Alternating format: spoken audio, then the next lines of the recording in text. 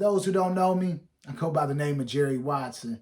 Now, I won't keep you guys too long today. I just wanted to make this my first video based on this experience that I just had not too long ago. I was actually sharing this book that I wrote with this young lady, this cat that I knew from back in the day. He jumped in our conversation, trying to be all nosy. And so I let the brother see the book. Gave him the book. He looked at it, looked me up and down. He immediately judged two books by the cover. Then he hit me with one of these, y'all. He was like, Jerry Watson, look at you. Boy, you still out here hustling.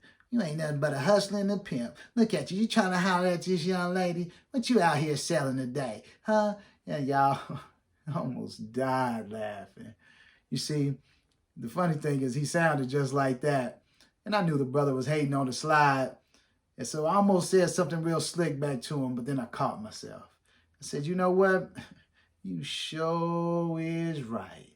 You see, one thing I got out of this and learned from this circumstance is that no matter how much you grow, mature, elevate mentally and spiritually, some people always will try to hold you to your past.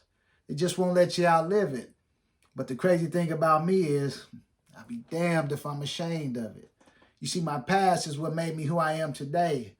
You see, y'all, I had to go down a path and a journey that only life and experiences could teach me certain things, y'all. Actually, is what I call it, gave me my truth.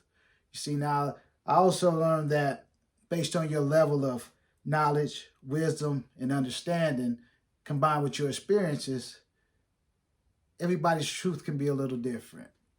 And see, that's what makes the world a beautiful place. You see, we all don't think and look and act the same based on our truths. But see, we can all live in harmony, though. And sometimes I had to learn, over time, I had to learn and to grow and respect that. But since God had took my life and turned my negatives into something positive, that's what I did with this circumstance, y'all.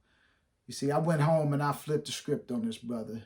I took the word pimp and I turned it into a positive acronym. Then I wrote a poem about it.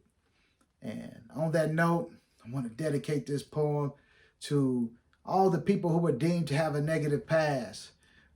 I don't care if you were gangbanging, selling drugs, using drugs, prostituting or pimping, whatever the case may be. You see, I just want you to know that there's a power that's within you that can change your whole life around. Once you change your mindset, focus on your goals, and just believe and have a little faith, y'all, there's nothing that we can't do. So with that being said, let me introduce you guys to what that old cat that he would call a pimp. And it goes like this. PIMP.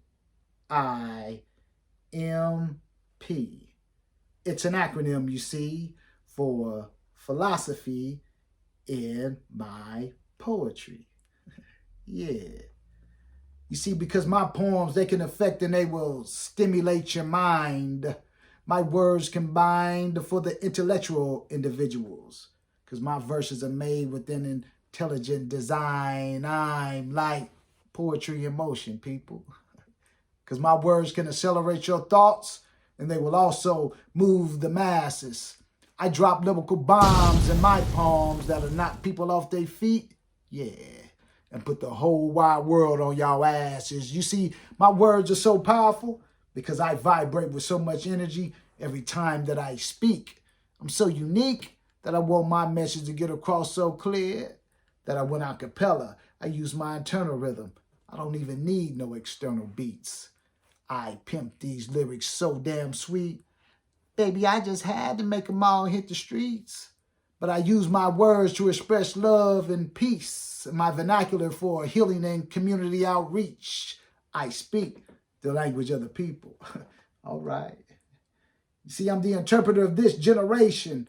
I touch on subjects like culture, history, religion, science, economics, and even mathematical equations. Because if what you're saying isn't adding up, I definitely will subtract you from my table.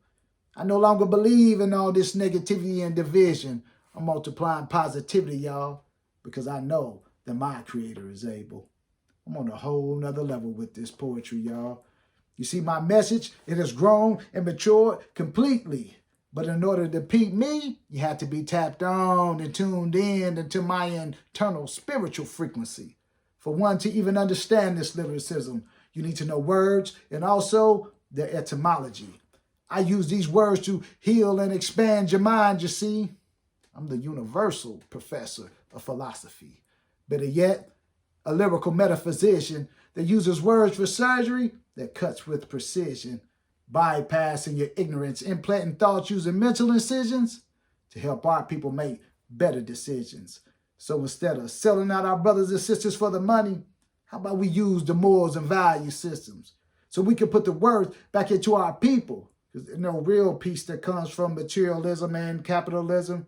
Now, I know money can make us comfortable, but internally, it will not bring us joy. Now, it definitely won't stop our grown women from acting like little girls and our grown-ass men from acting like little boys. We need to elevate mentally and spiritually in order to grow and to become secure in who we are as individuals so we can help make a better community, which will lead us to creating a better world. They say that the real change starts from within. So we all need to start by examining ourselves, by staying in our own lane and polishing up our game, then come back on the scene with upgraded knowledge and skills. I started my transformation. Then I became the change that I wanted to see. They say that actions speak louder than words, so I live by example and always try to practice just what I preach. But I'm not a preacher, I teach. You see, the way I present this content is down to a science. My words are heaven sent. I teach philosophy in my poetry. Yeah. Now that's the new acronym for PIMP.